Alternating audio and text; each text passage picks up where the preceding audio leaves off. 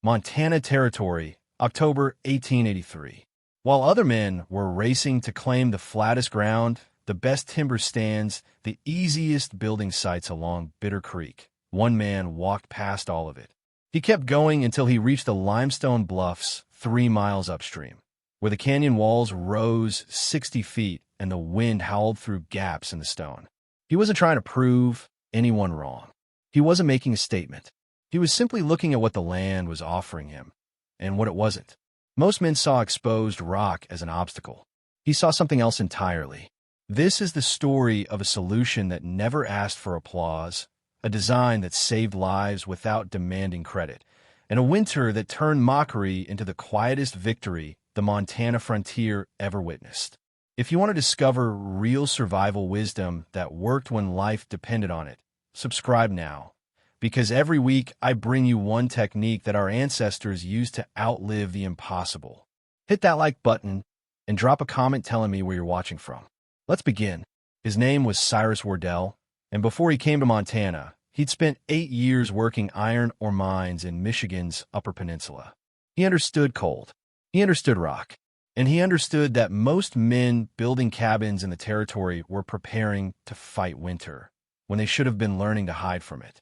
The standard cabin in that part of Montana was predictable: 16 by 20 feet of squared pine logs, chinked with clay and moss, a stone fireplace on the gable end, shake roof, wood floor raised 6 inches off the ground. It worked. It kept you alive. But it burned through cords of lodgepole pine every winter. And when January wind came screaming down from the Rockies at 40 below, those cabins leaked heat like a sieve leaks water. Cyrus had watched men stack their winter wood in September. 10 cords, 12 cords, sometimes more. He'd done the math in his head. That much cutting, hauling, splitting. That much feeding the fire every 3 hours through the night. That much smoke. That much risk of running short if the winter stretched long. He wanted no part of it. So when he found the limestone outcrop along the north bend of Bitter Creek, he stopped looking. The bluff faced southeast, which meant morning sun and afternoon shadow. At the base of the cliff, erosion had carved a shallow recess. Not quite a cave, but deep enough. 20 feet wide, 12 feet deep, the back wall solid limestone rising another 40 feet overhead. Runoff from the bluff drained east, away from the recess. The ground inside stayed dry, even during September rains. Other men had passed this spot a dozen times. They'd seen unusable stone. Cyrus saw a foundation that didn't need to be built, insulation that didn't need to be hauled, and thermal mass that would still be warm in March from heat it absorbed in October. He started work the first week of November. His plan was simple. He would build a timber front wall, a single wall, not 4, spanning the opening of the recess. That wall would be 12 feet tall, notched into the limestone on both sides for stability, and fitted with a door and one small window. He'd frame a roof that angled back into the stone, shedding snow outward. The floor would be tamped earth covered with flat stones he'd pulled from the creek. Inside, he'd set a small corner firebox in the southeast angle, with a stone chimney running up the limestone face and venting above the bluff. No logs wasted on 3 walls that the mountain was already providing. No chinking gaps on the north, east, or west. No wind tearing at corners. No frost heaving under floorboards. Just a door, a roof, and the earth itself doing what it had done for 10,000 years. Staying cool in summer, staying warm in winter, and never caring what anyone thought about it. He worked alone.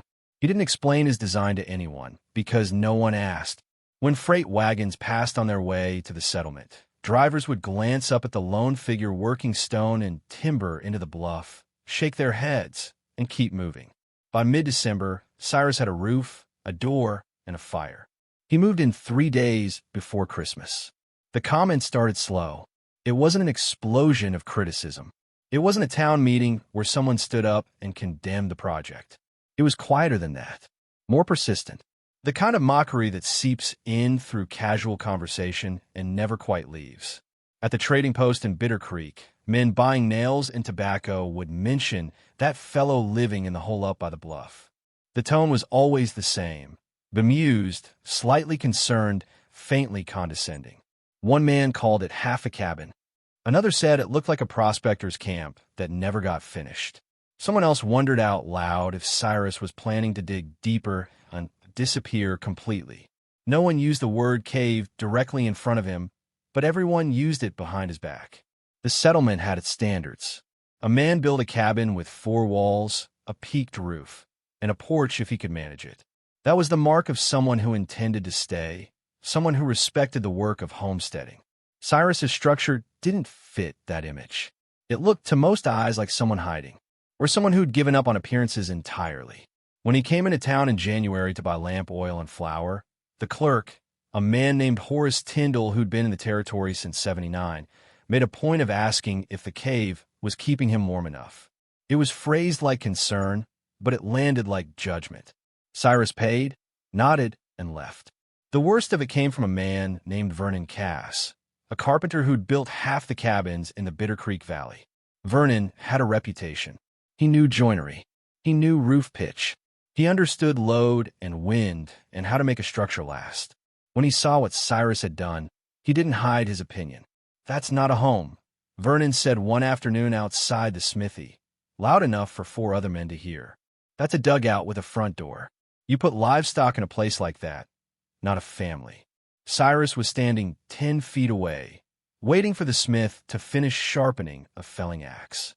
He didn't turn, didn't respond, just stood there, patient until the work was done. Vernon kept going. "Rock doesn't breathe.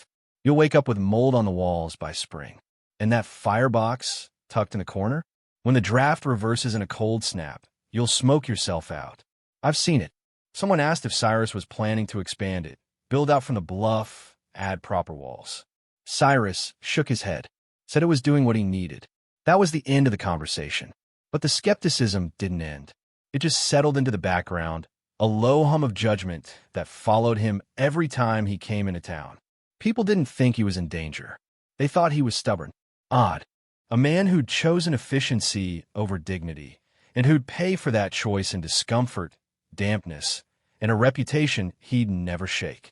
No one imagined the cave would ever prove them wrong. They imagined it would quietly prove them right, one miserable winter at a time, until Cyrus either rebuilt properly or left the territory entirely. That was the assumption. And then February came. The winter of 1883 to 1884 started cold and stayed cold. By mid-December, the Bitter Creek Valley was locked under 2 feet of snow.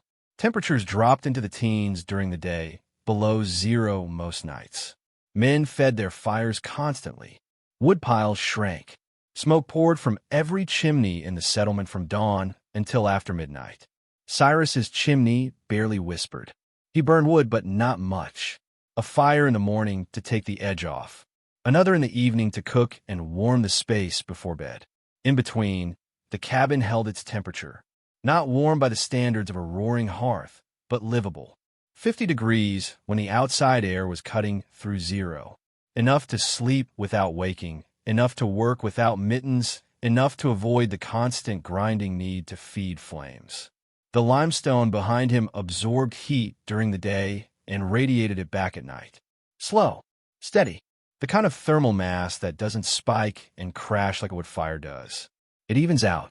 The stone floor did the same, cold to the touch in October, but by January it had warmed to the ambient temperature of the interior, holding that warmth through the dark hours when the fire was down to coals. The earth itself was insulation. 12 feet of limestone and compacted soil on 3 sides, blocking wind that would have torn heat straight through log walls. No chinking gaps to let drafts through. No corners where cold could pool and freeze moisture into ice. Just solid stone, doing what it had always done, resisting change. Cyrus's daily routine was simple. He woke, rebuilt the fire, made coffee, ate. Then he'd bank the coals and head out to check his trap line or cut a few hours of firewood. When he returned in the afternoon, the interior was still 45 degrees or better. He'd restart the fire for cooking, let it burn through the evening, then let it die back to embers overnight. He wasn't trying to keep the place at 70 degrees. He was trying to stay above freezing without working himself to death. And it worked, but no one noticed. The other homesteaders were too busy with their own survival to pay attention to smoke patterns 3 miles upstream. They were splitting frozen wood, hauling it indoors, feeding fireboxes every few hours, waking in the night to stoke coals back to flame. They were managing. Barely, but managing. Cyrus wasn't managing. He was comfortable.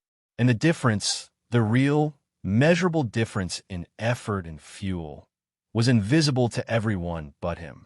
He used 1 cord of wood that winter, maybe less. His neighbors, in their 16 by 20 log cabins, burned 6. Some burned 8. He didn't mention it, didn't brag, didn't ride into town with a smug grin and a lecture about thermal mass. He just lived, quietly, efficiently, the way miners live when they understand that every ounce of wasted effort is an ounce they'll regret later. By March, when the snow finally started to retreat, Cyrus had a surplus of cut wood stacked outside his door. His neighbors were scraping bottom, hauling green pine, and burning it wet because they had nothing else left. Still, no one asked him how he'd done it. No one wanted to admit that the cave might have been the smarter choice all along. But that was about to change. Stay with me, because you're about to see why silence spoke louder than any argument, and why the storm that came next turned mockery into the quietest lesson the Montana frontier ever learned. February 9th, 1885. The sky over Bitter Creek turned the color of old iron. The temperature had been dropping for 3 days straight, sliding from 20 degrees down to 10, then 5, then 0. On the morning of the 9th, it hit 15 below. By noon, it was 25 below. The wind came next. It started as a low moan in the canyon, then built into a scream. 40-mile-an-hour gusts tore down from the northern ridges, driving snow horizontal, piling drifts against every structure in the valley. The storm wasn't just cold. It was aggressive. It found every gap, every crack, every weakness in a building and shoved freezing air through it like a knife. This wasn't the kind of weather you prepared for. This was the kind you survived. In the settlement, families huddled close to their fireplaces and fed them constantly. Every 3 hours, someone had to go outside into the screaming wind, fight their way to the woodpile, and haul another armload back inside. The wood was frozen. The air was so cold it burned lungs. Men wrapped their faces in wool scarves, pulled on every layer they owned, and still came back inside shaking. Inside those cabins, the battle was constant. Heat poured up the chimneys. Cold poured in through chinking gaps, under doors, around window frames. Families hung blankets across interior doorways to shrink the livable space. They pulled beds closer to the hearth. Some slept sitting up, because lying down meant dropping into the cold layer of air that pooled along the floor. By the second day, people were burning furniture. By the third day, Vernon Cass, the carpenter who'd mocked Cyrus's design a year earlier, was down to his last half-cord of wood. His wife and 2 children were wrapped in every quilt they owned. Ice had formed on the interior walls where their breath condensed and froze. The fire roared, but the heat vanished into the February wind as fast as the wood could burn. 3 miles upstream, Cyrus woke on the second morning of the storm, stepped outside into the screaming cold long enough to check the depth of the snow, then stepped back inside and shut the door. He lit a small fire, not a roaring blaze, just enough to brew coffee and warm his hands. The interior of the cabin was 40 degrees. Cold, but not dangerous. Not even uncomfortable with a coat on. He let the fire die back after an hour. By evening, the interior was still 38 degrees. Outside, it was 35 below zero with wind chill pushing it past 50 below. Cyrus added a few more pieces of wood, cooked a pot of beans, ate, then banked the coals and went to bed. The stone around him radiated back the heat it had absorbed over the past 2 months. Slow, steady, unbothered by wind. The earth held its temperature. The fire wasn't fighting the cold. The stone was doing that work, passively, the way stone always does. On the third day of the storm, a man from the settlement, a freighter named Amos Grigg, was hauling a load of emergency firewood to a family that had run out. The trail took him past the bluff where Cyrus had built his cabin. Amos expected to see heavy smoke, desperation, maybe even trouble. Instead, he saw a thin wisp rising from the chimney, barely visible. He stopped, stared. It didn't make sense. Amos tied off his horses and climbed up to the door. Knocked. Cyrus answered, calm, a cup of coffee in his hand. Amos looked past him into the interior. No roaring fire. No frantic stoking. Just a man standing in a coat, entirely unbothered, in the worst cold snap Montana had seen in a decade. "You all right up here?" Amos asked. Cyrus nodded. "Doing fine." Amos blinked. His own cabin, 2 miles south, was burning wood faster than he could split it. His children were huddled under blankets. His wife was rationing lamp oil. And here was Cyrus, standing in a cave, drinking coffee like it was a mild autumn evening. "How much would you burning?" Amos asked. Cyrus glanced back at his small stack near the firebox. "Maybe a quarter cord since this started." Amos had burned 2 cords in 3 days. He stood there for a long moment, processing. Then he nodded, muttered something about checking the trail ahead, and left. But the word was already spreading. By the time the storm broke on February 14th, every man in Bitter Creek had heard the same rumor. The fellow up in the bluff barely burned any wood, stayed warm, and never once looked worried. The spotlight had shifted, and the questions were just beginning. Amos Grigg wasn't the type to exaggerate. He hauled freight, kept his head down, and didn't involve himself in other people's business. But when he came back into Bitter Creek on February 15th, the day after the storm finally broke, he couldn't stop talking about what he'd seen at the bluff. The man barely had smoke coming out, Amos said, standing outside the trading post with 4 other men. "I'm burning 2 cords in 3 days, my family's freezing, and he's up there drinking coffee like it's April." Vernon Cass was there. He didn't say anything at first, just listened. But the skepticism on his face was obvious. "Maybe he's just tougher than you, Amos. Some men don't feel cold the same way." Amos shook his head. It wasn't about being tough. The inside of that place was warm. Actually warm. Not fire hot, but warm enough you didn't need to be standing next to a blaze. "I don't know how, but that rock is doing something." Word spread fast in a small settlement, especially when people were still recovering from a storm that had nearly killed them. Within 2 days, 3 more men had ridden up to the bluff to see for themselves. They didn't announce it. They just passed by, slowed down, looked. A couple knocked on the door. Cyrus let them in, showed them around, answered their questions without any ceremony. What they found didn't match what they expected. The interior was 52 degrees when one man measured it with a mercury thermometer on February 17th. Outside temperature was 18 degrees. Cyrus had a small fire going in the corner firebox. Nothing major, just enough to cook a pot of stew. The man, a stonemason named Paul Drummond, walked the perimeter of the cabin, pressing his hand against the limestone walls. "These are warm," Paul said, more to himself than to Cyrus. "They hold heat," Cyrus replied. "Been holding it since November." Paul did the math in his head. His own cabin, a well-built 16 by 20 log structure with a full stone fireplace, had interior walls that were cold to the touch even with a fire roaring. The chinking kept out the worst of the wind, but the logs themselves didn't retain warmth. Heat went up the chimney or leaked through gaps. There was no storage, no buffer. Here, the stone was a battery. Slow to charge, slow to discharge.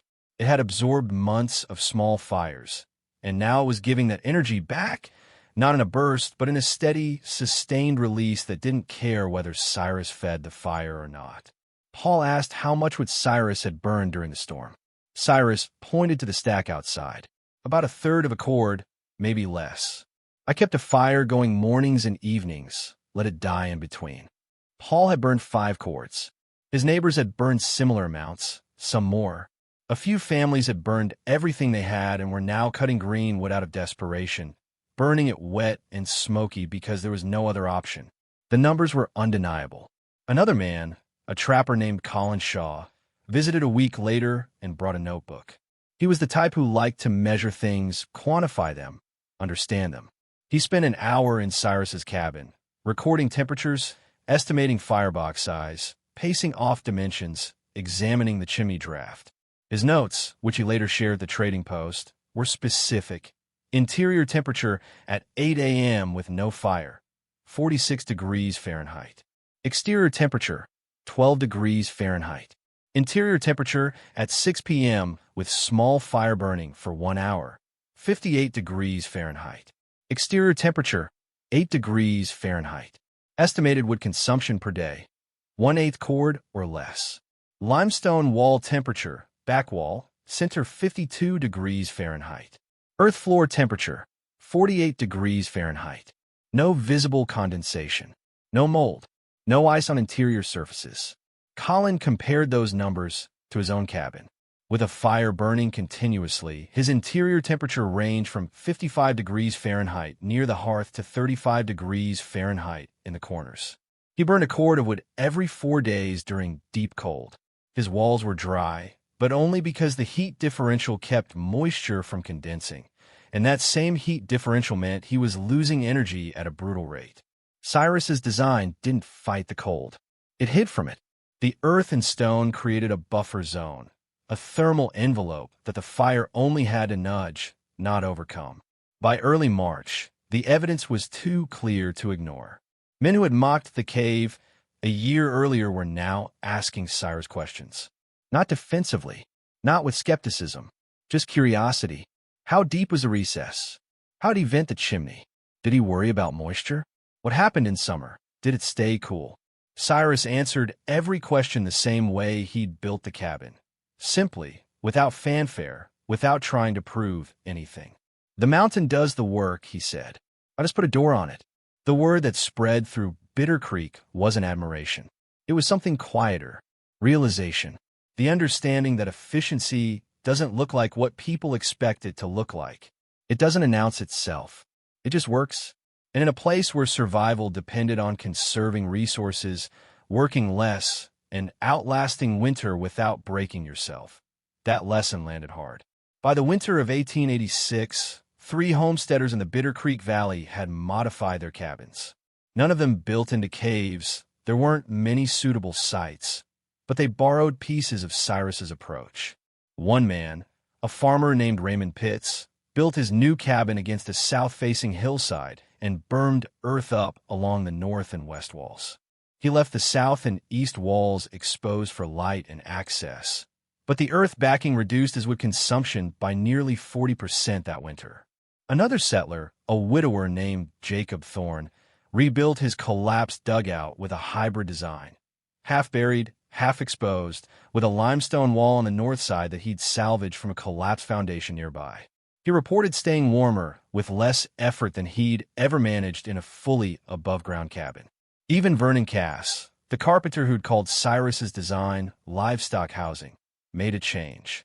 He didn't admit it was inspired by the cave cabin, but when he built a new workshop behind his house in 1887, he backed it into a low ridge and left only the front wall exposed. He told people it was for wind protection. Everyone knew it was for heat retention. By 1890, census records and county surveyor notes mentioned at least 9 structures in the Bitter Creek area that used partial earth sheltering or bluff integration. The language was vague, but the pattern was clear. Homesteaders were learning. Cyrus never promoted his design. He didn't write articles, didn't give lectures, didn't charge consultation fees. When people asked him questions, he answered. When they wanted to see the cabin, he let them in. That was the extent of his involvement.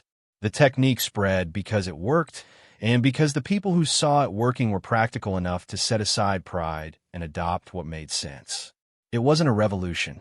It was evolution, quiet, organic, and driven entirely by the kind of survival pressure that makes people pay attention to results instead of appearances. The irony wasn't lost on anyone. The structure that had been mocked as half a cabin, as something a man built when he'd given up on doing things properly, had become a reference point, not because Cyrus demanded it, but because winter didn't care about opinion, it only cared about math. Thermal mass, insulation, wind protection, fuel efficiency. The mountain had been teaching those lessons for millennia. Cyrus had just been the first man in Bitter Creek willing to listen. By 1895, when a territorial surveyor passed through the area and noted the unusual prevalence of earth-integrated construction in the region, Cyrus's original cabin was still standing. He'd added a small wood-framed addition to the front, a pantry and workspace, but the core remained unchanged. Limestone walls, earth floor, a corner firebox that burned a fraction of what his neighbors used. He lived there until 1903, when he sold the property to a young couple from Ohio and moved south to be closer to his daughter. The couple kept the cabin exactly as it was and raised 2 children in it. The structure outlasted most of the log cabins built in the same era, many of which had rotted, collapsed, or been abandoned by the turn of the century. The lesson outlasted the man who'd proven it. Not because he'd fought for recognition, not because he'd argued his case or demanded respect, but because he'd simply built something that worked, lived in it quietly, and let the results speak when the storm came. The best solutions don't ask for applause. They don't need to. They simply stand, like the mountain itself, long after the noise fades and the critics move on. Now I want to hear from you. Drop a comment telling me where you're watching from and what the coldest winter you've ever experienced was. And if you found this story valuable, hit that like button and subscribe. Because every week, I bring you one more piece of survival wisdom that our ancestors proved with their lives, not just their words. Educational note. This video presents historically inspired reconstructions for educational and storytelling purposes. Characters, names, and specific events are fictional, while the techniques, concepts, and principles discussed are based on real historical practices and well-established physical or practical knowledge. Any modern application should be evaluated according to current standards, safety guidelines, and applicable laws or regulations. This content is educational in nature, and it does not constitute professional, technical, or legal advice.